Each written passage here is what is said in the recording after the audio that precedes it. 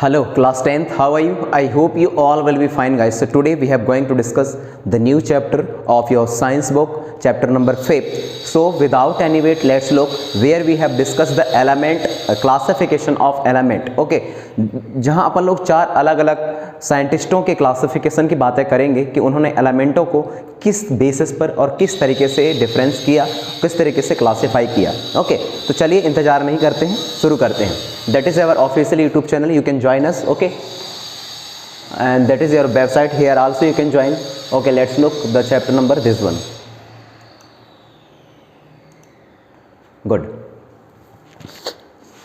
That is nothing but the periodic classification of element. Okay, तो सबसे पहले तो बात हम ये समझ लेते हैं कि हमें क्लासिफिकेशन की ज़रूरत क्यों पड़ती है. तो इसको नॉर्मली मैं एक एग्जांपल के थ्रू आपको समझाना चाहूँगा. सपोज़ करिए कि अपन लोग एक ऐसे स्कूल में पढ़ते हैं जहाँ फर्स्ट से लेकर के 12th तक के बच्चे हैं और उन सारे बच्चों को बुक, कुछ सब्जेक्ट के बुक स्कूल प्रोवाइड करवाता है और कुछ सब्जेक्ट के बुक को प्रोवाइड नहीं करवाता. वह उन बुकों को लाइब्रेरी में रखता है ताकि जब कभी भी जिसको भी ज़रूरत हो वो बच्चा जाए लाइब्रेरी में पढ़े और उसको वहीं वापस रख के और आ जाए और अपना नोट्स बना ले. तो ये कुछ नॉर्मल सी स्टोरी है. अब इसमें क्या है, अब हमारे सामने सबसे बड़ा टास्क ये होगा कि यदि हम लाइब्रेरी में गए तो कैसे उस साइंस की बुक को ही फाइंड आउट करेंगे, क्योंकि इतने सारे बुक में हमें तो पूरे 2-3 दिन लग जाएंगे साइंस के बुक को ढूंढते ढूंढते. तो इस वजह से हमें ज़रूरत ये है कि हम बहुत अच्छे तरीके से सिस्टोमेटिक ढंग से यदि हम जमा के रखें असेंडिंग ऑर्डर पे और सीक्वेंस पे, तो हम आसानी से उस बुक को आसानी से जाते ही तुरंत वो बुक हमें मिल जाएगी. यदि सपोज हमें 10th क्लास की साइंस की बुक चाहिए तब तो क्या करें, लाइब्रेरी यदि जमाते हैं तो हम 4 अलग अलग ब्लॉक बनाएंगे और 4 नहीं पूरे 12 अलग अलग ब्लॉक बनाएंगे और 12 अलग अलग ब्लॉक में अलग अलग तरीके के मतलब अलग अलग क्लासों के बुकों को उस ब्लॉक में रखेंगे. और हो सकता है कि एक ब्लॉक के सब ब्लॉक भी हमें बनाने पड़े.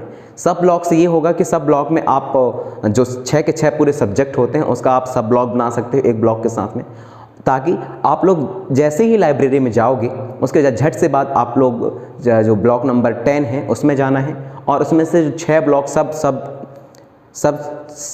सब ब्लॉक 6 जो डिवाइड किए गए हैं उसमें से जो साइंस का सब ब्लॉक है उसमें जाएंगे और अपन लोगों को साइंस की बुक झट से मिल जाती है. तो ओके, तो हम किसी भी चीज़ को बड़ी आसानी से समझने के लिए हमें ज़रूरत पड़ती है क्लासिफिकेशन की. तो केमिस्ट्री में भी यही है कि जितने भी एलिमेंट अभी तक खोजे गए, जितने भी एलिमेंट अभी तक डिस्कवर किए गए, तो उन सारे एलिमेंटों को ऐसे कहीं भी रख देते तो ये तो बड़ा गड़बड़ हो जाता ना. इसी वजह से अलग अलग साइंटिस्टों ने अलग अलग तरीके से इसको जमाने की कोशिश की है. कुछ साइंटिस्टों के नाम डॉवर्नर, न्यूलैंड, मेंडलीव और मोसले है. और चैप्टर नंबर जो 5 है बच्चों आपका इसी बारे में चर्चा करता है. तो चलिए शुरू करते हैं. Periodic classification of element. Classification of element. Why we would need to classify the element? Okay, the arrange element into the different group on the basis of their similarities in their proportion is called the in their properties is called the classification of element. यदि आपसे इसका definition पूछा जाता है कि classification of element है क्या, तो आप लिखोगे द अरेंजमेंट या arranging of the element into the different group. मतलब जो एलिमेंट है उनको अरेंज करना है अलग अलग ग्रुपों में, जिन मतलब उनका जो बेस हो, बेसिस पर, किस बेसिस पर, सिमिलर प्रॉपर्टीज़ के बेसिस पर, सिमिलर केमिकल और फिजिकल प्रॉपर्टीज़ के बेसिस पर, तब हम इसको क्लासिफिकेशन ऑफ एलिमेंट बोलेंगे. नेक्स्ट चीज़ें कौन सी यहाँ ध्यान देने और बाद, the classification of similar element into group makes the study of the element easier. किसी भी एलिमेंट को क्लासिफाई करके रखना उसमें हमें वह बहुत आसानी तरीके से उसकी स्टडी करने में सामर्थ्य बनाती है, उसकी स्टडी करने में हमें सहूलियत प्रदान करती है. There are about 114 different element known so far. Okay, तो अभी जो है अभी तक यदि हम बात करें अभी तक का 114 एलिमेंट के आसपास तक डिस्कवर किए गए हैं. ओके, और इनको किस तरीके से सिस्टोमेटिक ढंग से रखा गया है इसी के बारे में हमारा आज का क्लास रहेगा. Early attempt at classification of the element. सबसे पहले पुराने ज़माने में किस तरीके से अटेम्प्ट किया गया क्लासिफिकेशन ऑफ एलिमेंट को, तो क्या है, the earlier attempt to the classify element was grouping the then known element. Okay, तो जो पहले कोशिश की गई थी, जब फर्स्ट से क्लासिफाई करने की कोशिश की गई, तो उन एलिमेंटों को शामिल किया गया अपने क्लासिफिकेशन में जो पहले खोजे जा चुके थे, या जो पहले जिनके बारे में डिस्कवरी हो चुकी थी, और वो उनकी संख्या करीब करीब 30 एलिमेंट के आसपास थी बच्चों। ओके, इनटू 2 ग्रुप, उनको 2 ग्रुपों में डिवाइड किया गया। एक तो ग्रुप का नाम था मेटल और दूसरे ग्रुप का नाम था नॉन मेटल। ओके, तो 30 एलिमेंट जब पुराने ज़माने में डिस्कवर किए जा चुके थे, तो उनके 2 ही ग्रुप में डिवाइड किया गया, मेटल और नॉन मेटल में, दोनों में अलग अलग रख दी गई। नेक्स्ट क्या है, the defect in this classification was that had to place 4 metalloids, okay, element which have properties of both metal and non metal such are और डिस्कवर्ड लेटर। ओके, तो जो बाद में 30 एलिमेंट के बाद में जो और नए मेटल डिस्कवर किए गए, तो उसमें देखा गया कि ना तो ये मेटल के कैरेक्टर को फॉलो करता और ना ही कंप्लीटली नॉन मेटल के कैरेक्टर को फॉलो करता। तो उनके लिए एक नया ग्रुप डिसाइड किया गया जिसको मेटलॉइड्स बोला गया। और मेटलॉइड्स का मतलब होता है बच्चों ऐसे मेटल, ऐसे सब्सटेंट या ऐसे एलिमेंट जो कि मेटल के कैरेक्टर को भी शो करते हैं और नॉन मेटल के कैरेक्टर को भी शो करते हैं, नॉन मेटल के, तो उनको अपन लोग मेटलॉइड्स वाले ग्रुप में रखे। आगे बढ़ते हैं। Okay, that is your second slide, Dobereiner triads. Dobereiner ने क्या बोला इसके बारे में, क्लासिफिकेशन के बारे में डॉबर्नर का क्या मत था, देखते हैं। Dobereiner classify element in the increasing order of the atomic mass. तो जो डॉबर्नर नाम के साइंटिस्ट थे, उन्होंने पूरे एलिमेंट को, उस जमाने में जो एलिमेंट खोजे गए थे, उनको किस बेसिस पर रखा, इंक्रीजिंग द एटॉमिक मास के बेसिस पर एडजस्ट किया into the group of 3 element. Okay, group में रखा उन्होंने और 3 एलिमेंटों को एक ग्रुप में प्लेस किया उन्होंने। ओके, कॉल्ड द ट्राइड्स, और उसको उन 3 ग्रुपों को उन्होंने, सॉरी, उन 3 एलिमेंटों को उन्होंने क्या बोला, ट्राइड्स बोला। Okay, in each triads the atomic mass of the middle element was, okay, अब देखिए हर एक ट्राइड्स, जितने भी ट्राइड्स थे उसमें एटॉमिक मास जो मिडिल एलिमेंट का होता था वाज अप्रॉक्सीमेटली इक्वल, वो अप्रॉक्सीमेटली इक्वल होता था to the average atomic mass of the 2 other element. किसकी, 2 और एलिमेंटों के एटॉमिक मास के अप्रॉक्सीमेटली जो आती थी वैल्यू, उसके इक्वल होता था मिडिल वाले एलिमेंट की क्या, atomic mass. Okay, the defect in this classification was that all the then non element could not be correctly arranged into the triads। Okay, but जो डॉबर्नर ट्राइड्स थे, जो वो बात बोल रहे थे कि जहां 3 एलिमेंटों को एक ग्रुप में रखा जाए जिनको ट्राइड्स बोलते हैं, तो जो बीच वाला एलिमेंट है उसका जो एटॉमिक मास होगा वो ऊपर और नीचे वाले रहने वाले एलिमेंटों के टोटल वैल्यू के अप्रॉक्सीमेटली आना चाहिए था, मास के बराबर होना चाहिए था, पर ऐसा नहीं हुआ। आने वाले जितने भी एलिमेंट हुए उसकी प्रॉपर्टीज को बिल्कुल भी फॉलो नहीं कर रहे थे। कैसे है देखिए। Okay, that is the triads. Triads के में कितने ग्रुप है, 1 2 3 अलग अलग ग्रुप हैं, जिसमें उन्होंने सबसे पहले लिथियम, सोडियम और पोटेशियम को रखा। और उनके अकॉर्डिंग क्या था कि जो मिडिल वाला एलिमेंट है, इसका जो एटॉमिक मास होगा, एटॉमिक मास कितना है मिडिल वाले एलिमेंट का, 23.0। इसका जो एटॉमिक मास होगा लिथियम और पोटेशियम के मास के इक्वल होगा। दैट मीन्स इसके और इसके जो मास है कितना आता है, ये 45.9 आना चाहिए, इसके अप्रॉक्सीमेटली इक्वल होना चाहिए था।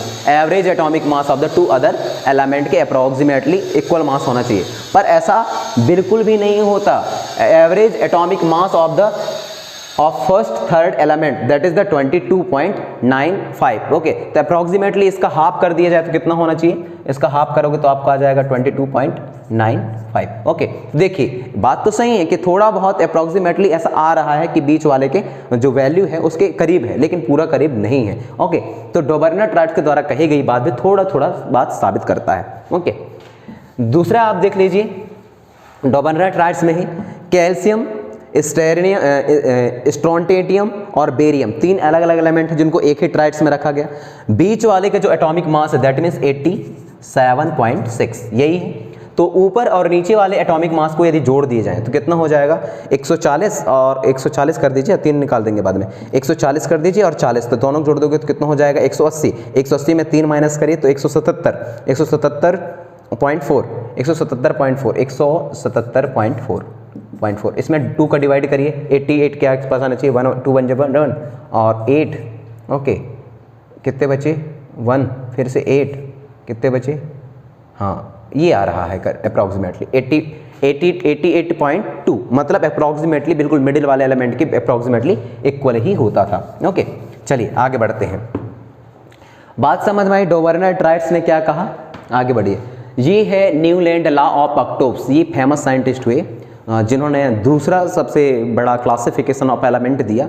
और अकॉर्डिंग टू द न्यूलैंड इन्होंने बोला कि जिस तरीके से म्यूजिक में नोड होते हैं, जैसे सा रे गा मा पा धा नी सा, मतलब 7 तक जो म्यूजिक नोड है वह पर्टिकुलर तरीके से चलते रहते हैं, लेकिन जैसे ही हम 8वें नोड पे पहुंचे तो वो जो है फर्स्ट से फिर से रिवाइज हो जाता है। जैसे सा रे गा मा पा धा नी अगेन सा। ओके, तो सा से फिर से आपका रिवाइज हो गया, आप देख सकते हैं दैट इज अ सा रे गा मा पा धा नी के बाद फिर से सा। दैट मीन्स जो न्यूलैंड थे उन्होंने बोला कि यदि पूरे टोटल एलिमेंट जो अभी तक हमारे डिस्कवर किए गए हैं उनको यदि हम अरेंज करें किसके, नोड ऑफ म्यूजिक के बेसिस पर, इंक्रीजिंग द एटॉमिक मास के बेसिस पर, तो फर्स्ट से 8वें नंबर के इलेक्ट्रॉन में सिमिलैरिटी आती है in the basis of properties, in the basis of similar character, in the basis of chemical properties. Okay, in basis पर क्या आती है, थोड़ी सी सिमिलैरिटी आती है। Suppose hydrogen, helium, lithium, beryllium, boron, carbon, nitrogen. Nitrogen का होता है 7, 8 नंबर वाला दैट मीन्स ऑक्सीजन। तो हाइड्रोजन और ऑक्सीजन की जो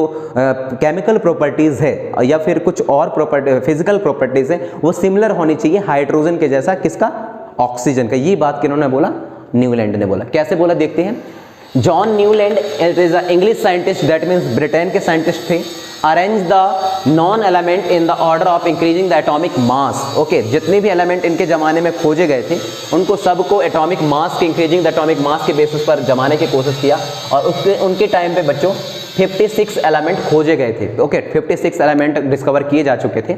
ओके, तो उन्होंने अरेंज करने की कोशिश की और इनकी जो पीरियोडिक टेबल था उनको लॉ ऑफ ऑक्टोप्स के नाम से जाना गया। ऑक्टोप का मतलब होता है यही 8 ग्रुपों की वजह से। It is known as the Newland law of octaves. Character क्या है न्यूलैंड ऑक्टोप्स का, it contain the element from hydrogen to thorium. मतलब जो इनका क्लासिफिकेशन था वह हाइड्रोजन से स्टार्ट होकर के थोरियम तक जाकर के कंप्लीट हो जाती थी। दूसरा क्या है, और थोरियम तक ही ये सही तरीके से चलता था। Properties of every 8 element were similar to the first element. मतलब 8वें नंबर के जो एलिमेंट है उसकी प्रॉपर्टीज फर्स्ट नंबर के एलिमेंट की प्रॉपर्टीज के बिल्कुल सिमिलर आती थी। ये बात न्यूलैंड ने कही। इसमें देख सकते हैं आप लोग, ये है आपका हाइड्रोजन। ओके, हाइड्रोजन का एटॉमिक मास होता है कितना बच्चों, एटॉमिक मास होता है आपका 1। ओके, हाइड्रोजन का एटॉमिक मास 1 होता है। हाइड्रोजन के बाद जो इन्होंने 7 अलग अलग ग्रुप बनाए, 1 2 3 4 5 6 7 ग्रुप बनाया। 7 ग्रुप में जो एटॉमिक मास के बढ़ते बेसिस पर इनको अरेंज कर दिया। हाइड्रोजन, लिथियम, हीलियम क्यों नहीं लिखा बोलोगे सर, हीलियम उस टाइम पे खोजा नहीं गया था। Okay, hydrogen, lithium, beryllium, boron, carbon, nitrogen और ऑक्सीजन। दैट मीन्स ऑक्सीजन तक तो सही है, 7वें नंबर पे आ रहा है, लेकिन 8वें नंबर का जो आ रहा है वह आपका क्या है, आपका फ्लोरीन। ओके, तो उस टाइम पे हीलियम नहीं खोजा गया था। एक्चुअली अभी मॉडर्न पीरियोडिक टेबल के बेसिस पर देखें तो फ्लोरीन का एटॉमिक नंबर आता है 9, लेकिन उस टाइम पे हीलियम नहीं खोजा गया था, इसी वजह से इसका एटॉमिक नंबर आता है 8। दैट मीन्स हाइड्रोजन और हीलियम के जो केमिकल प्रॉपर्टीज हैं या उनकी जो सिमिलैरिटीज हैं वह एक जैसे होने चाहिए थे according to the law of octaves. Okay, but ये थोरियम तक ही काम का था, थोरियम तक ही काम का था। आगे वाले एलिमेंटों के लिए यह जो नियम था इनका, यह जो रूल्स था वह सही तरीके से लागू नहीं होते थे। ओके, तो लॉ ऑफ ऑक्टोप्स को भी आप लोगों ने समझ लिया। ओके, आगे बढ़ेंगे। कितने एलिमेंट खोजे गए थे, 56 एलिमेंट। ओके, ये हैं ब्रिटेन के साइंटिस्ट, इंग्लिश साइंटिस्ट जिनका नाम न्यूलैंड था। आगे बढ़ते हैं। ओके, बात करते हैं limitation of the Newland law की, मतलब वो कौन कौन सी सीमाएं थी, वह कौन कौन से लिमिटेशन थे न्यूलैंड ऑक्टोप्स में। देखिए, the law was applicable to the element up to the calcium only. Okay, मतलब यह जो मेंडले इनका न्यूलैंड ऑक्टोप्स का जो क्लासिफिकेशन ऑफ एलिमेंट था केवल कैल्शियम तक ही एप्लीकेबल था। ओके, दूसरा क्या है, it contain only the 56 element, और यह 56 एलिमेंट को ही कंटेन करके ये जो क्लासिफिकेशन था वह दिया गया था। Further it was the assumed by the Newland that only 56 element exist in the nature. क्यों इसलिए दिया गया था क्योंकि उस टाइम पे 56 एलिमेंट ही नेचर पर एग्जिस्ट कर रहे थे। Okay, and no more element would be discover in the future, और उन्होंने सोचा कि इस तरीके से कभी भी कोई और नया एलिमेंट फ्यूचर पे नहीं खोजे जाएंगे, इसी वजह से। ओके, एंड नो, यही दिया है, no more element would be discovered in the future, वही बात है।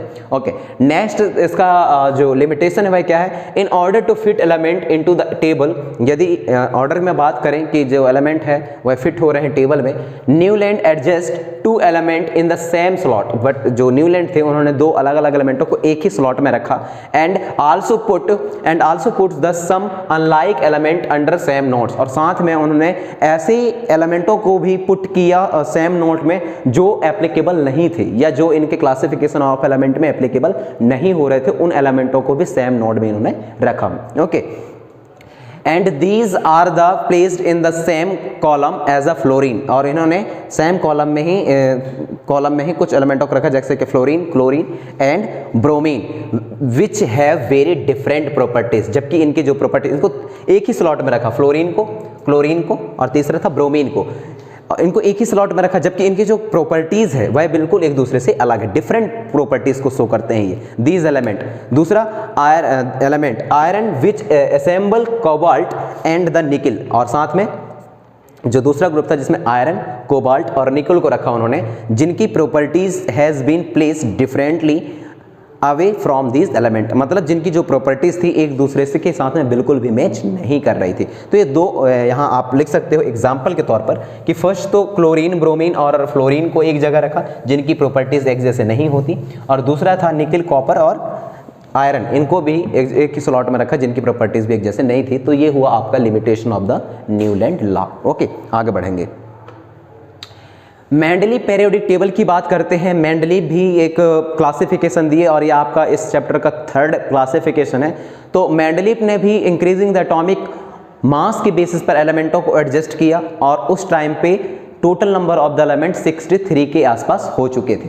Okay, Mendeleev periodic law state that the properties of element are the periodic function of their atomic mass. That means जो Mendeleev बोले, उन्होंने बोला कि जो प्रॉपर्टीज होते हैं एलिमेंट के, ओके, एलिमेंट के जो प्रॉपर्टीज होते हैं पीरियोडिक में, तो जो periodic function of their atomic mass, तो उनके जो पीरियोडिक फंक्शन, एक मिनट ना, the properties of element are periodic, the properties of element, जो प्रॉपर्टीज है एलिमेंटों की, are the periodic function, are periodic function of their atomic mass. ये बात किन्होंने बताई, मेंडलीव पीरियोडिक लॉ ने बताई। ओके, उन्होंने किस तरीके से अपना पीरियोडिक क्लासिफिकेशन दिया, 1 2 3 4 5 6 7 8 उन्होंने पेरियोड्स रखे, 8 और 9, एक्चुअली इसको काउंटिंग नहीं करते, तो 8 पेरियोड्स रखे, और कितने ग्रुप हैं, 1 2 3 4 5 6 7 8, और 8 इन्होंने देखिए, तो ये कितना है, 1 2 3 4 5 6 7 8, ओके, 8 ग्रुप और 8 पेरियोड्स इन्होंने बनाए, और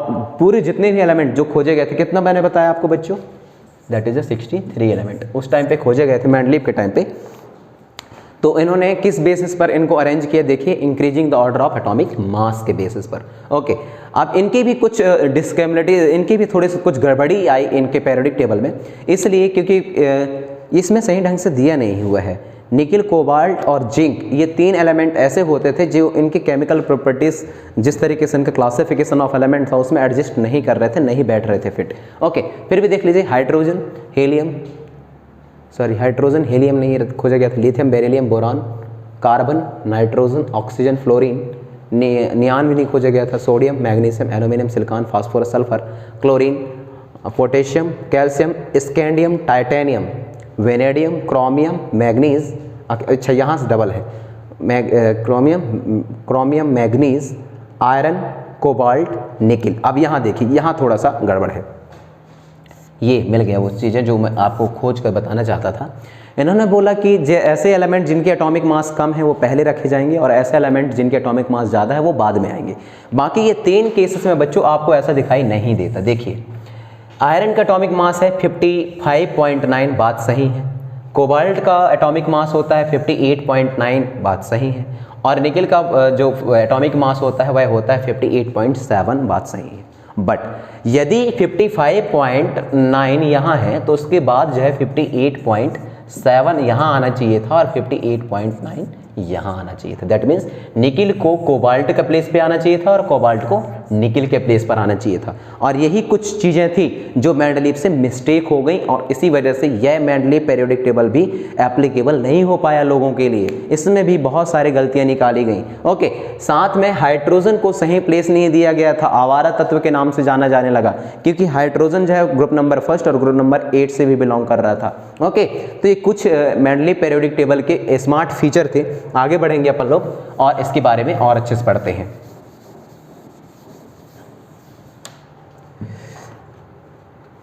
यस, मेंडलीव पीरियोडिक टेबल क्या बोलता है? Mendeleev periodic table, merits of the Mendeleev periodic table और deduct of the Mendeleev periodic table, इन 3 अलग अलग पॉइंटों के बारे में अपन लोग डिस्कशन करेंगे। ओके, देखते हैं। Mendeleev classify the element in the increasing order of their atomic मास, बात सही है, इन सिमिलैरिटी इन देयर प्रॉपर्टीज। तो एटॉमिक मास के बढ़ते क्रम में उन्होंने अपनी पूरी पीरियोडिक टेबल दी है। The formula of the oxide and hydrides formed by the element was also the basis for their classification of the element. That means इन्होंने हाइड्राइड्स और ऑक्साइड को भी अपने पीरियोडिक क्लासिफिकेशन पे जगह दी। Mendeleev periodic table has 6 horizontal law, इनके पास जो 6 हॉरिजॉन्टल लॉ थे जिसको पीरियड कहा जाता था, और 8 वर्टिकल लॉ थे, उनको ग्रुप कहा जाता था। ओके, तो ध्यान रखना 6 और 8 के थीम में। ओके, 6 और 8 के कॉम्बिनेशन पर, रेशियो पर इनका जो पीरियोडिक टेबल था वह बना था।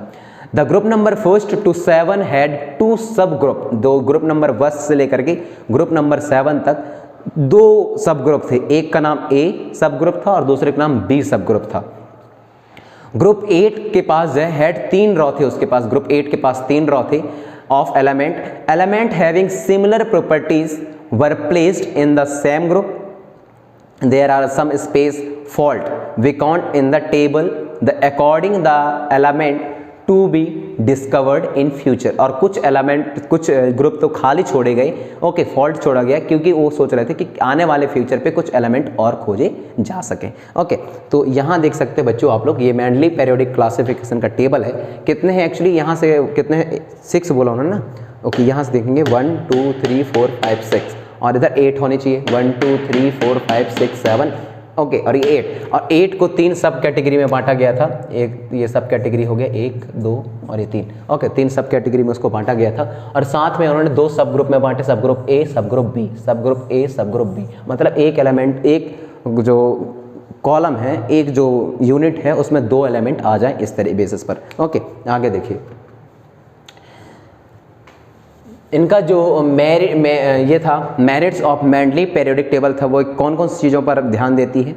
Element were classify on the more fundamental basis of their atomic mass and properties. Element को क्लासिफाई किया गया ज़्यादा से ज़्यादा अच्छे से उनके फंडामेंटल बेसिस पर, उनके एटॉमिक मास और उनके प्रॉपर्टीज़ के बेसिस पर। सेकेंड बात क्या है? Spaces were left vacant to the accommodate the element to the discovered in the future. और कुछ जगह छोड़े भी गए इसलिए क्योंकि उस तरीके के यदि एलिमेंट कभी फ्यूचर में खोजे जाते हैं तो उनको जगह दिया जा सके। तीसरा क्या था? It's could predicate the properties of the element which helped in the discovery of now element. Okay, now next, the inert gas element discovered could be placed in a separated group without disturbing the table. Okay, और साथ में इन्होंने inert gas, यदि उन्होंने सोचा कि inert gas यदि future में खोजे जाते हैं तो उनके लिए एक सेपरेट जगह रखी जाए ताकि वह बाकी ग्रुप के मेंबरों को डिस्टर्ब ना करे। ओके, ये कुछ 2-3 चीज़ें थी जो कि मेरिट्स के बेसिस पर मेंडलीव पीरियोडिक टेबल को अलग करती हैं। डिफेक्ट क्या है? Some element are not arrange in the increasing order of their atomic mass. मतलब डिफेक्ट ये है, इनकी कमी ये रह गई कि कुछ एटॉमिक मास जो है, कुछ एटॉमिक एलिमेंट जो है, कुछ एलिमेंट जो हैं इंक्रीजिंग द एटॉमिक मास के बेसिस पर सही तरीके से एडजस्ट नहीं हो रहे थे। Cobalt in placed before the nickel, जबकि कोबाल्ट, यहाँ वही मैं बात बताया कि जो कोबाल्ट है उसको निकिल के पहले प्लेस्ड कर दिया गया, जबकि जो निकिल है उसका एटॉमिक मास कम होता है तो उसको पहले प्लेस करना चाहिए था। Okay, titanium is placed before the iodine etc. Position of the hydrogen is not clear. Okay, और साथ में दूसरा कारण यह था कि मैंने अभी बताया कि जो हाइड्रोजन था उसको आवारा तत्व बोला गया क्योंकि जो वो हाइड्रोजन रहा, पोजीशन ऑफ हाइड्रोजन था, उसकी जगह को क्लियर नहीं किया गया, because it show the property similar to the metal as well as non metal, इसलिए उसकी प्रॉपर्टीज़ को सही स्थान या जगह नहीं दी गई, क्योंकि जो हाइड्रोजन था वो मेटल की प्रॉपर्टीज़ को भी शो कर रहा था और नॉन मेटल की प्रॉपर्टीज़ को भी शो कर रहा था। नेक्स्ट क्या है, the position of the isotope of the element is not clear, साथ में आइसोटोप की पोजीशन को भी मेंडली पीरियोडिक टेबल में सही तरीके से जगह नहीं दी गई, इसी वजह से इसमें क्या बोला गया है, defect of the Mendeley periodic law. आगे बढ़ते हैं, ये है बच्चों modern periodic table. Modern periodic table के बहुत स्मार्ट फीचर हैं और यही हमें अभी तक हमारे सामने चलती आ रही हैं, और मॉडर्न पीरियोडिक टेबल सच में हमें उन 3 अलग अलग पीरियोडिक टेबल से अलग करती हैं और हमें स्मार्ट बनाती हैं। ओके, कैसे?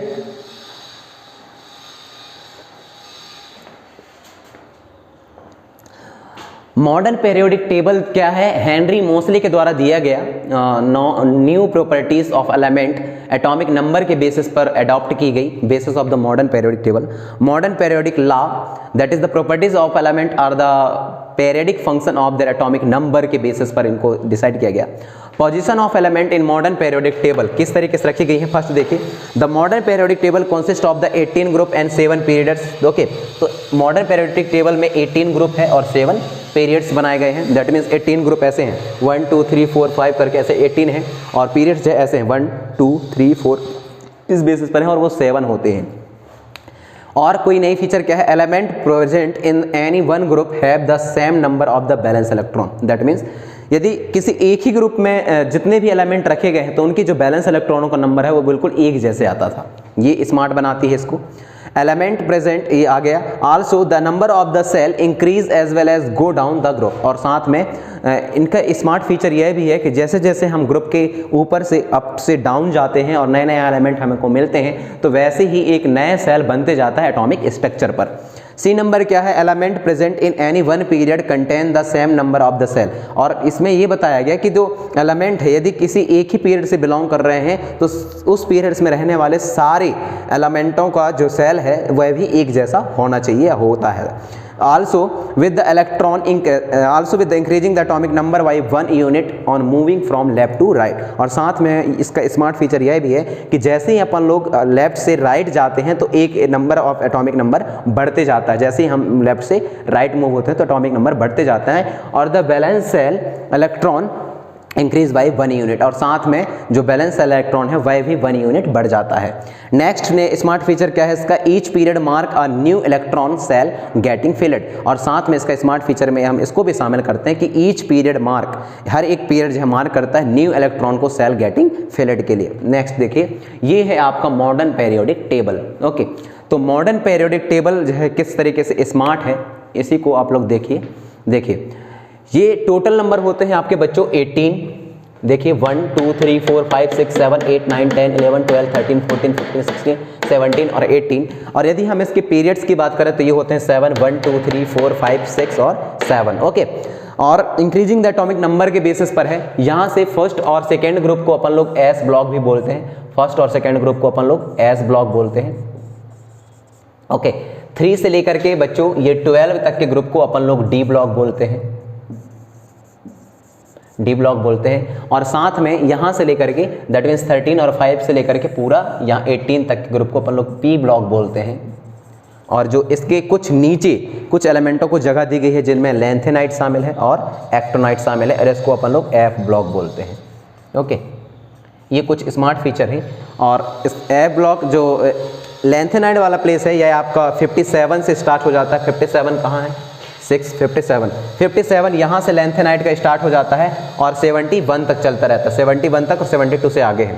दूसरा एक्टिनाइट सीरीज है आपका 90 से स्टार्ट होता है, 90 कहाँ है बच्चों, यहाँ आनी चाहिए, 89 से स्टार्ट होता है और 103 तक जाता है, तो 103 यहाँ तक जाती है एक्टिनाइट सीरीज। ओके, तो ये कुछ स्मार्ट फीचर थे। हम इसको केमिस्ट्री को पढ़ने के लिए, केमिस्ट्री को समझने के लिए हमें कुछ एलिमेंटों को ध्यान में रखना पड़ता है, जैसे hydrogen, helium, lithium, beryllium, boron, carbon, nitrogen, oxygen, fluorine, neon, sodium, magnesium, aluminium, silicon, phosphorus, sulphur, chlorine, argon, potassium, calcium, scandium, titanium, vanadium, chromium, manganese, iron, cobalt, nickel, copper, zinc.